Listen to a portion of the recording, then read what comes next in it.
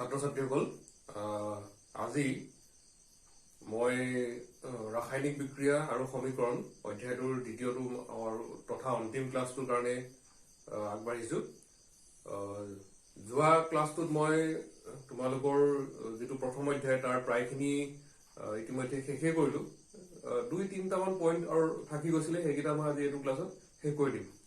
আজি যোৱা ক্লাছত আমি কি শিকিছিলো নিশ্চয় তোমালোকৰ মনত আছে, আৰু নাই যদি যোৱা ক্লাছৰ ভিডিঅ'টো তোমালোকে চাই ল'বা। আমি কি শিকিছিলো তেতিয়া তাত প্ৰথমতে ৰাসায়নিক ৰাসায়নিক বিক্ৰিয়া নহয়, প্ৰথমতে আমি শিকিছিলো শব্দ সমীকৰণ কাক কয় নহয় জানো। তাৰপিছত আমি ৰাসায়নিক বিক্ৰিয়া শিকিছিলো, তাৰপিছত ৰাসায়নিক বিক্ৰিয়াৰ প্ৰকাৰবিলাক শিকিছিলো, তাৰপিছত আমি শিকিছিলো ৰাসায়নিক বিক্ৰিয়া কেনেদৰে সন্তুলন কৰে নহয় জানো। এনেকুৱা ধৰণে আমি যোৱা ক্লাছটোত বহুখিনি কথা শিকিবলৈ পাইছিলো। আৰু আজি তোমালোকৰ শেষৰ ফালে যিকেইটা পইণ্ট আছে, জাৰণ বিজাৰণ তথা ক্ষয় ভগন, দুৰ্গন্ধিতা আৰু কিছুমান ধৰি লোৱা সমীকৰণ সমতুল দুটামান উদাহৰণ তোমালোকৰ আগত দাঙি ধৰিম। ঠিক আছে, তেতিয়াহ'লে আমি আজিৰ ক্লাছটো আৰম্ভ কৰোঁ।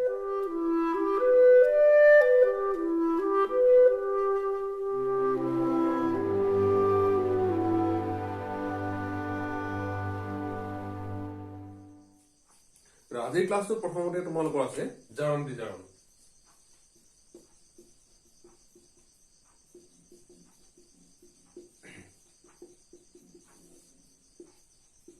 মই তোমালোকক যোৱা ক্লাছটোতে কৈছিলো যে কোনোবাই যদি সমীকৰণ সন্তুলন কৰা বা সমতুল কৰা বুজি পোৱা নাই কমেন্ট কৰিবা। যিহেতু তোমালোকে কোনো কমেন্ট কৰা নাই তাৰমানে তোমালোকে বুজি পাইছা নহয় জানো।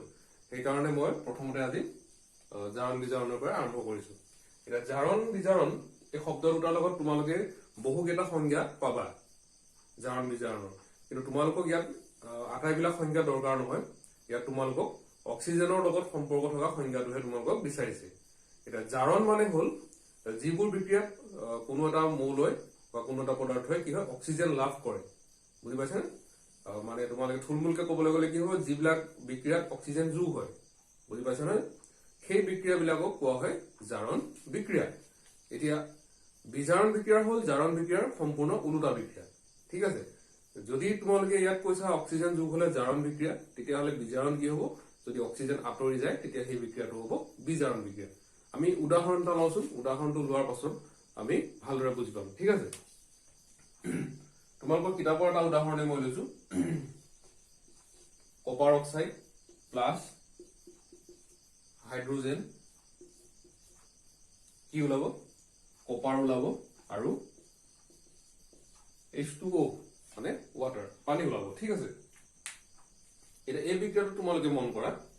ইয়াত অক্সিজেন তোমালোকে দেখিছা চাগে, ইয়াত কপাৰৰ লগত অক্সিজেন লাগি আছে, দেখিছা? কপাৰৰ লগত অক্সিজেন লাগি আছে। বিক্ৰিয়াটো সংঘটিত হোৱাৰ পাছৰ পৰ্যায়টো যদি চোৱা, তোমালোকে ইয়াত চোৱাচোন, ইয়াত কপাৰৰ লগত ক'ৰবাত অক্সিজেন লাগি থকা দেখিছানে? নাই দেখা। তাৰমানে কি হ'ল, কপাৰ অক্সাইডৰ পৰা অক্সিজেনটো আঁতৰি গুচি গ'ল। তেতিয়াহ'লে ইয়াত কি বিক্ৰিয়া ঘটিছে? ইয়াত ঘটিছে কি বিক্ৰিয়া?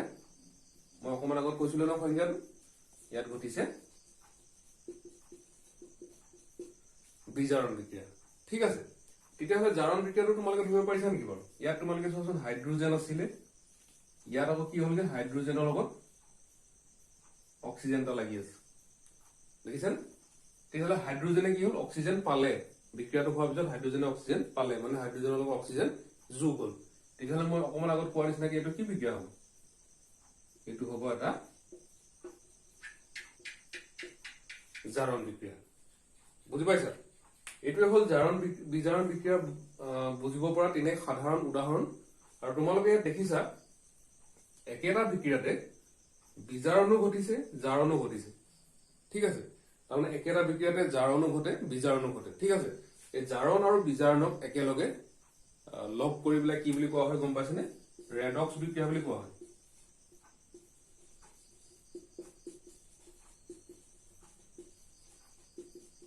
ৰেডক্স, এই নামটো তোমালোকে মনত ৰাখিবা, এইটো ইংৰাজী শব্দ ৰেডক্স। ৰেডক্স মানে তোমালোকে এনেকে মনত ৰাখিব পৰা, চোৱা, বিজাৰণ মানে হ'ল ৰিডাকচন,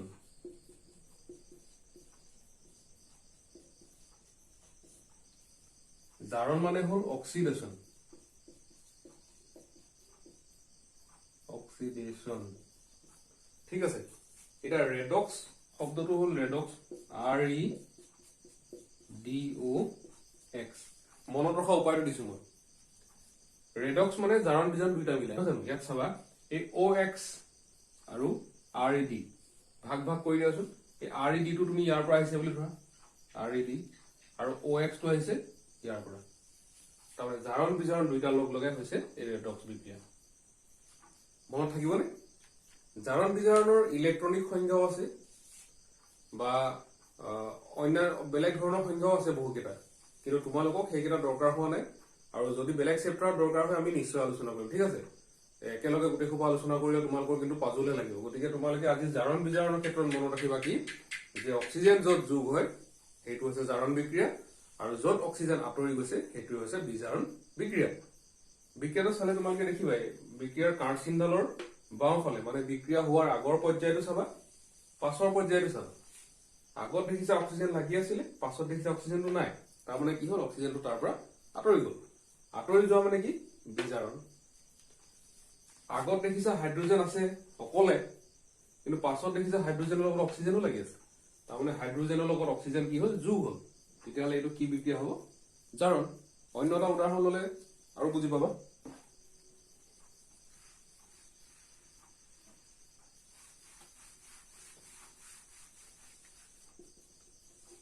কি হ'ব নামটো জিংক অক্সাইড নহয় জানো প্লাস কার্বন কি উৎপন্ন হ'ব জিংক প্লাস কার্বন মনোক্সাইড কেলে কৈছো দুটা আছে তোমালোকে চিনি পোৱাই চাগে এইটো কাৰ্বন ডাই অক্সাইড বুলি কয় দুটা অক্সিজেন থকাৰ কাৰণে ডাই অক্সাইড ইয়াত এটা অক্সিজেন আছে সেইকাৰণে মনোক্সাইড কাৰ্বন মনোক্সাইড ঠিক আছে ইয়াত কি হৈছে আগৰ নিচিনা একে বিক্ৰিয়া নহয় জানো ইয়াত দেখিছা জিংক আছে লগত অক্সিজেন আছে ঠিক আছে সেইফালে জিংকটো কি হৈছে চোৱাচোন এইফালে ইয়াৰ লগত অক্সিজেনটো আছে নে নাই তেতিয়াহ'লে এইটো কি হৈছে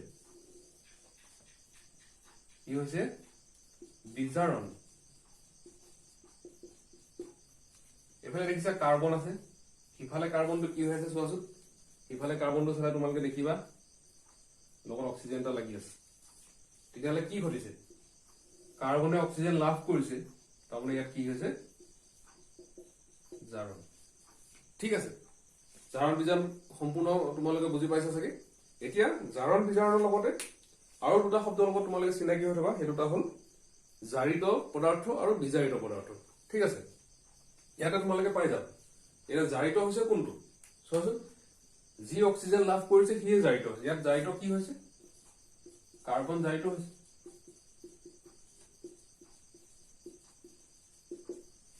বুজি পাইছে নে কাৰ্বন কেলে জাৰিত হৈছে কাৰ্বনে অক্সিজেন লাভ কৰিছে কাৰ্বন তাৰমানে জাৰিত হৈছে বিজাৰিত কি হৈছে তেতিয়াহ'লে জিংক হয় নহয় জিংক বিজাৰিত হৈছে বুজি পাইছানে এনেকুৱা প্ৰশ্ন সোধে কেতিয়াবা তোমালোকক ৰাসায়নিক বিক্ৰিয়া এটা দি দিব বেলেগ একো উল্লেখ কৰা নাথাকে তোমালোকক প্ৰশ্ন সুধিব যে জাৰিত হোৱা আৰু বিজাৰিত হোৱা পদাৰ্থকেইটা বাছি উলিওৱা যোৱাবাৰ পৰীক্ষাত আহি গৈছে জাৰিত বিজাৰিত হোৱা পদাৰ্থ বাছি উলিয়াবলৈ এটা নিশ্চয় তোমালোকে পাৰিবা চাগে জাৰিত হোৱা বিজাৰিত হোৱা পদাৰ্থ বাছি উলিয়াবলৈ নহয় জানো ঠিক আছে এতিয়া ইয়াৰ পাছত তোমালোকে চাবা জাৰণ বিজাৰণৰ কিছুমান আমাৰ দৈনন্দিন জীৱনত প্ৰয়োগো থাকে প্ৰয়োগ মানে আমি দেখি থকা কিছুমান বিক্ৰিয়াটো জাৰণ বিজাৰণ ঘটি থাকে কিন্তু আমি মন নকৰো এতিয়া মই যদি তোমালোকক উনুকিয়াটো তোমালোকে বুজি পাই যাবা ধৰি লোৱা তোমালোকে লুৰ টুকুৰা বা লুৰ ৰড এডাল বহুত দিন ধৰি তোমালোকে বাহিৰত পেলাই থৈছা ঘৰৰ বাহিৰতে পেলাই থৈছা য'ত সঘনাই কি হয় বায়ু সংস্পৰ্শলৈ আহি থাকে জলীয় বাষ্পৰ সংস্পৰ্শলৈ আহি থাকে নহয় জানো ঠিক একেদৰে কেতিয়াবা কেতিয়াবা কি হয় চিলভাৰৰ পাত্ৰবিলাকৰ ওপৰত ক'লা চামনি পৰে কপাৰৰ ওপৰতো কেতিয়াবা সেউজীয়া চামনি এটা পৰে নহয় জানো এই এনেকুৱা ধৰণৰ চামনিবিলাকৰ কাৰণে কি হয় ধাতু এটা লাহে লাহে ক্ষয় যাবলৈ আৰম্ভ কৰে তুমি লুড মামৰ ধৰাৰ লগে লগে জানিবা আৰু লুড তাৰমানে ওপৰ অংশ লাহে লাহে ক্ষয় যাবলৈ আৰম্ভ কৰিছে আৰু নহয়নে এই যে যিটো চৌপাশৰ বাহ্যিক যিটো পৰিৱেশ যাৰ কাৰণে ধাতু এটা লাহে লাহে ক্ষয় যাবলৈ আৰম্ভ কৰে সেই যিটো প্ৰক্ৰিয়া সেই প্ৰক্ৰিয়াটো কোৱা হয় ক্ষয়ভৱন বুজি পাইছানে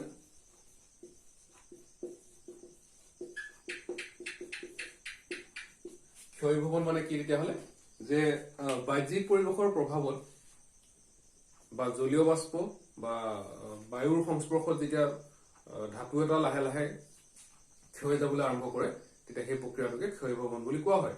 এতিয়া ক্ষয় ভৱনৰ তোমালোকে বেলেগ সাবজেক্টত বেলেগ অৰ্থ ওলাব নহয় জানো? সমাজ বিজ্ঞান বা সমাজ অধ্যয়ন বা এনেকুৱা ধৰণৰ যদি তোমালোকে পঢ়া বা বিজ্ঞানৰ লাষ্টৰ ফালে দুটামান চেপ্টাৰত প্ৰাকৃতিক পৰিৱেশৰ বিষয়ে পঢ়া তেতিয়াও তোমালোকে তাতো ক্ষয় ভৱন শব্দটো পাবা। সেই ক্ষয় ভৱন আৰু এই ক্ষয় ভৱন তোমালোকক কিন্তু দুটা বেলেগ সংজ্ঞা তোমালোকৰ আহিব নহয় জানো? তাত তোমালোকে মাটিৰ ক্ষয় ভৱনৰ বিষয়ে পঢ়িবলৈ পাবা হা, ইয়াত তোমালোকে কি পাইছা ধাতুৰ ক্ষয় ভৱনৰ বিষয়ে পঢ়িবলৈ পাইছা। গতিকে তোমালোকে প্ৰশ্নটো চাই ল'বা কোনটো সুধিছে সেইমতে উত্তৰটো দিবা নহয় জানো? বহুত ল'ৰা ছোৱালীয়ে ক্ষয় ভৱন দেখিলে ফটাফট লিখিলে যে গছ গছনি ৰুব লাগে ক্ষয় ভৱন ৰোধ কৰিবলৈ। হয়, গছ গছনি ৰুব লাগে ক্ষয় ভৱন ৰোধ কৰিবলৈ, কিন্তু কোনটো ক্ষয় ভৱন ৰোধ কৰিবলৈ গছ গছনি ৰুবা তুমি? মাটিৰ ক্ষয় ভৱন নহয় জানো? যাতে মাটিৰ শিপাই খামুচ মাৰি ধৰি থাকিব পাৰে গছ গছনি। বুজি পাইছা জানো? ভুল নকৰিবা। এতিয়া ইয়াত কি হ'ব তেতিয়াহ'লে, যেতিয়া কোনো এটা ধাতু চৌপাশৰ যিখিনি জলীয় বাষ্প বায়ুৰ সংস্পৰ্শ এইবিলাকৰ সংস্পৰ্শত আহি কি হয় লাহে লাহে ক্ষয় যাবলৈ আৰম্ভ কৰে, তেতিয়া সেই প্ৰক্ৰিয়াটোক কোৱা হয় ক্ষয় ভৱন। মই সংজ্ঞাটো লিখা নাই, তোমালোকক কৈ দিছো নহয়, সেইটো তোমালোকে নিজে নোট কৰি ল'বা ঠিক আছে লাহে লাহে। তাৰপিছত এই ক্ষয় ভৱন ৰোধ কৰাৰ কেতিয়াবা উপায়ো সোধে তোমালোকক। ধাতু অধাতু চেপ্টাৰটো তোমালোকৰ আছিলে ক্ষয় ভৱন কেনেকে ৰোধ কৰিব পাৰি ধাতুৰ, তাৰ কাৰণে বিভিন্ন প্ৰক্ৰিয়া আছে নহয় জানো? তোমালোকক মই আগৰ ক্লাছত দিছোৱেই। এনেকুৱা চুকৰ ফালে তোমালোকে দেখিবাই এনেকুৱা আই বুলি এটা বাটন থাকিব, তাত ক্লিক কৰিলে তোমালোকে গোটেই লিষ্টখন পাই যাবা কি কি ভিডিঅ' আছে, সেই ভিডিঅ'বিলাক চাবা। ক্ষয় ভৱন কেনেকে ৰোধ কৰিব পাৰি, ৰং দিব লাগে, গ্ৰীজ দিব লাগে নহয় জানো? তাৰপিছত গেলভেনাইজেশ্যন কৰিব লাগে 10টা লেপন, এইবিলাক কৰিলে ক্ষয় ভৱন ৰোধ কৰিব পাৰি ঠিক আছে। এতিয়া ইয়াৰ পাছত অন্য এটা কথালৈ আহো। এতিয়া তোমালোকে সঘনাই যেতিয়া গৰম দিন, এতিয়া লাহে লাহে গৰম দিন আৰম্ভ হৈছে, গৰম দিনত তোমালোকে কি দেখিবা সঘনাই? ধৰি লোৱা তোমালোকে দিনটো স্কুলত আছা, স্কুলৰ পৰা গৈ তোমালোকে ভাতকেইটা খাবলৈ লৈছা, তোমালোকৰ নাকত হঠাতে আহি পেলাই গোন্ধ এটা লাগিছে, বুজি পাইছানে? তাৰমানে কি ভাতখিনি লাহে লাহে গোন্ধাইছে আৰু, বুজি পাইছা? দাইলখিনি গোন্ধাইছে তাৰমানে। এনেকুৱা ধৰণে কি হয় কিছু কিছু ক্ষেত্ৰত যেতিয়া এই খাদ্যখিনিয়ে অত্যাধিক অক্সিজেনৰ প্ৰভাৱত আহি যায় তেতিয়া তাত জাৰণ বিক্ৰিয়া খুব খৰকৈ সংঘটিত হয়, বুজি পাইছানে? যেতিয়া এই জাৰণ বিক্ৰিয়া সংঘটিত হয় তেতিয়া এই খাদ্য বস্তুবিলাক গোন্ধাবলৈ আৰম্ভ কৰে, তাৰ পৰা দুৰ্গন্ধ ওলাবলৈ আৰম্ভ কৰে, আৰু সেই দুৰ্গন্ধটোৱে তোমালোকৰ কিতাপৰ এটা পইণ্টত আছে, তাক কোৱা হয় দুৰ্গন্ধিতা। বুজি পাইছানে? ইয়াক ইংৰাজীত ৰেঞ্চিডিটি বুলি কয়। কেতিয়াবা মানে মই অসমীয়াতে লিখি দিছো, প্ৰশ্ন এনেকৈও দিব পাৰে এনেকৈও দিব পাৰে, দুৰ্গন্ধিতা কি বুলিও সুধিব পাৰে বা ৰেঞ্চিডিটি কি বুলিও সুধিব পাৰে। গতিকে তোমালোকে দুইটা নাম মনত ৰখাটো খুব প্ৰয়োজন। এতিয়া তেতিয়াহ'লে মই কোৱা ধৰণে খাদ্য বস্তু কি হয় অত্যাধিক বায়ুৰ সংস্পৰ্শলৈ আহিলে এইবিলাক জাৰিত হয়, তেল বা চৰ্বিজাতীয় পদাৰ্থবিলাক খুব সহজে জাৰিত হয়।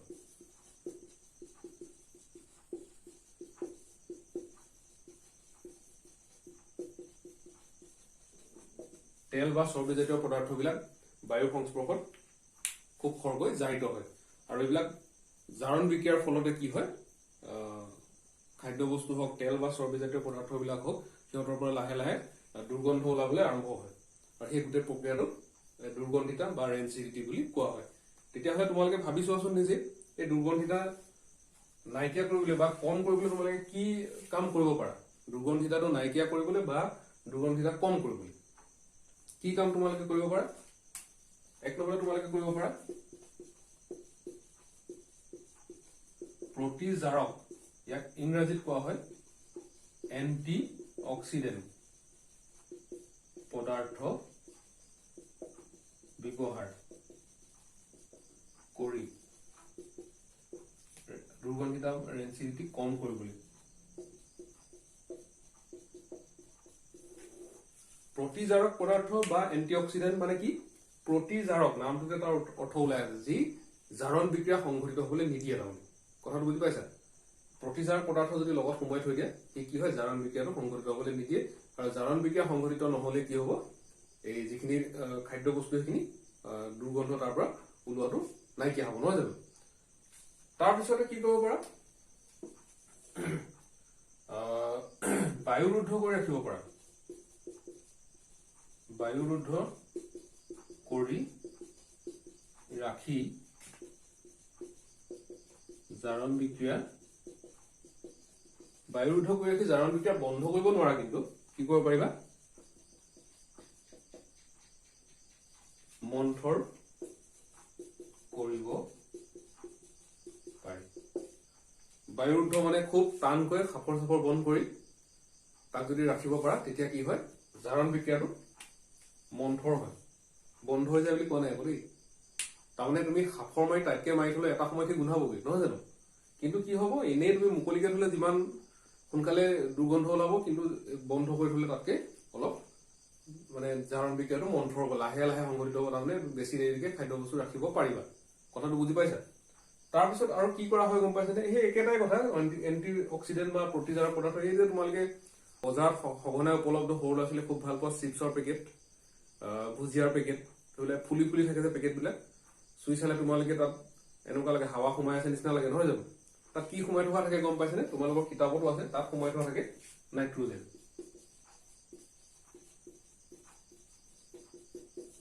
পেকেটটো খুলি দিয়াৰ লগে লগে গেছটো ওলাই যায়, হয় নে নহয়?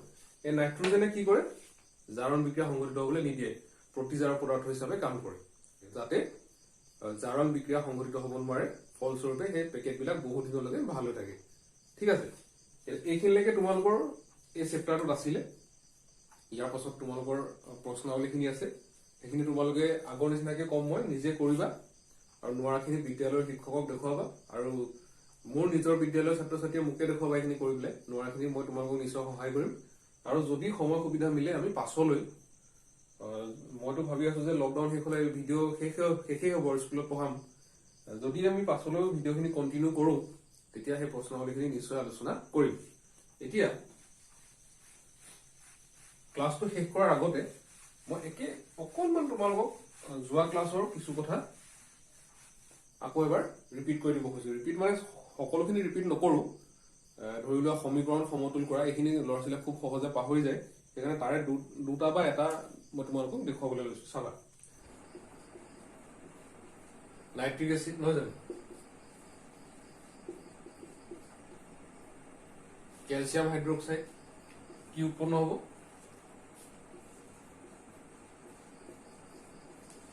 কেলছিয়াম নাইট্ৰেট উৎপন্ন হ'ব, আৰু কি ওলাব? H2O। ঠিক আছে, এতিয়া বিক্ৰিয়াটো আমি সমতুল কৰিব লাগে। কেনেকে সমতুল কৰিবা মই আগত শিকাইছিলো। এটা মই এনে আজি জাষ্ট আকৌ এবাৰ ৰিপিটহে কৰি দিছো কথাটো দেই। লেফট হেণ্ড চাইডত কি কি আছে আমি লিখি লওঁ। হাইড্ৰজেন আছে, ঠিক আছে।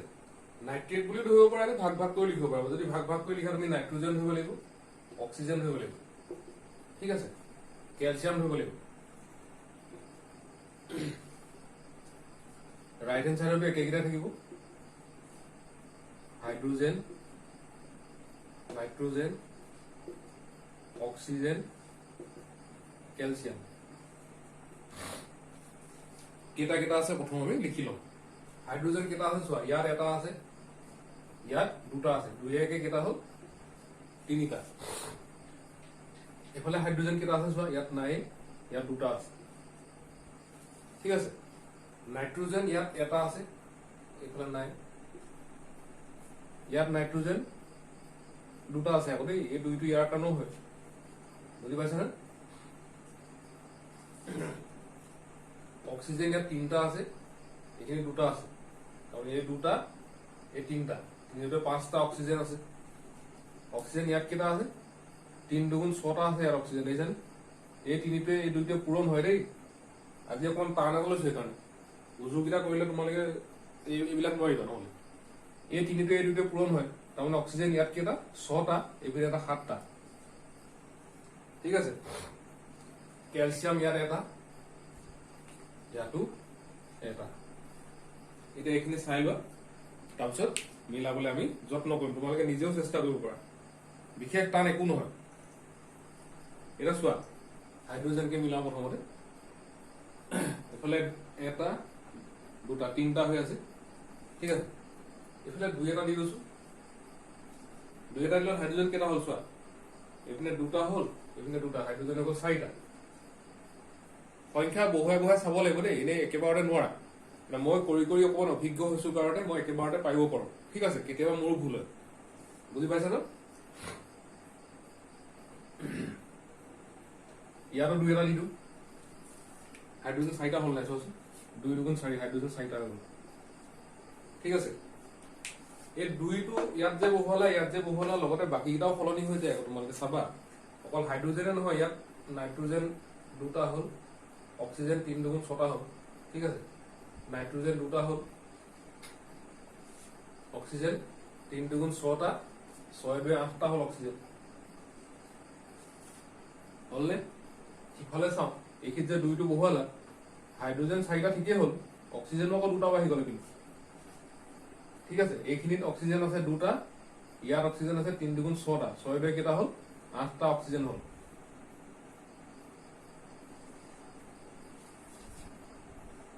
মিলিয়ে থাকিলে দোষ ক্যালসিয়াম এটা তেতিয়াহ'লে ইয়াত 2 এটা বহুৱাই দিলো ইয়াত 2 এটা বহুৱাই দিয়াৰ লগে লগে আমাৰ সমীকৰণটো সমতুল হ'ল আৰু এটা বুজাই দিছো চোৱা